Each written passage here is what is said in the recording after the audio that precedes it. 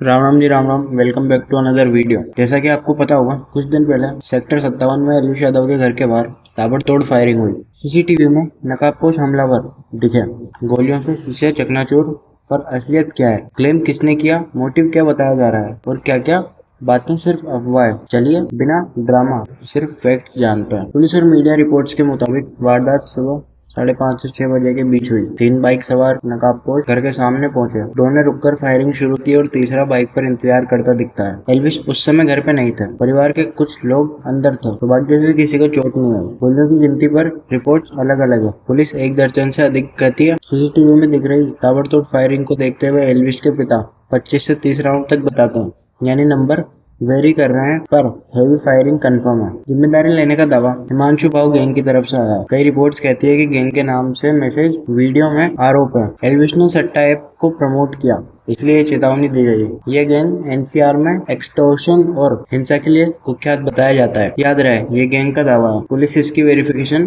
कर रही है अभी। पर भाई तुम्हें एक बात बता दूं, जिस अकाउंट से ट्वीट आया है वो अकाउंट अगस्त 2025 में क्रिएट किया गया है। और ऐसा इसलिए भी किया जा सकता है ताकि पुलिस का ध्यान भटकाया जा सके। फायरिंग का मेन रीजन ये भी हो सकता है कि अभी कुछ टाइम पहले एल्विश भाई ने एक ट्वीट रिपोस्ट किया था जिसमें मेनका गांधी गाली देती नजर आ रही थी। और जैसा कि आपको पता है, मेनका गांधी एल्विश यादव से कुछ ज्यादा ही ऑब्सेस्ड है। उसने एल्विश यादव के ऊपर पहले भी फेक एलिगेशंस लगवा रखा है। ये करना उसके लिए कोई बड़ी बात नहीं है। गुरुग्राम पुलिस के मुताबिक केस रजिस्टर करना तफ्तीश की प्रक्रिया चल रही है। सीसीटीवी खंगाले जा रहे हैं। शुरुआती घंटों में ऐसी रिपोर्ट्स भी आई हैं कि एफआईआर तैयार होने की प्रक्रिया में है और एल्विश की ओर से औपचारिक शिकायत की स्थिति क्लियर हो रही है, यानी स्टेटस अपडेट होता रहेगा। एल्विश के पिता का कहना है कि सीसीटीवी में 3 हमलावर दिखते हैं और 2 पहचान में आने लायक हैं। गोलियां ग्राउंड और फर्स्ट फ्लोर तक लगी। अब आओ तुम्हें बताता हूँ क्या क्या चीज कंफर्म है। समय सुबह 5:30 से 6 बजे के बीच। बाइक सवार नकाबपोश पहुंचे। घर पर कई राउंड फायरिंग, कोई घायल नहीं हुआ। एल्विश घर पर नहीं थे, परिवार था सिर्फ। CCTV footage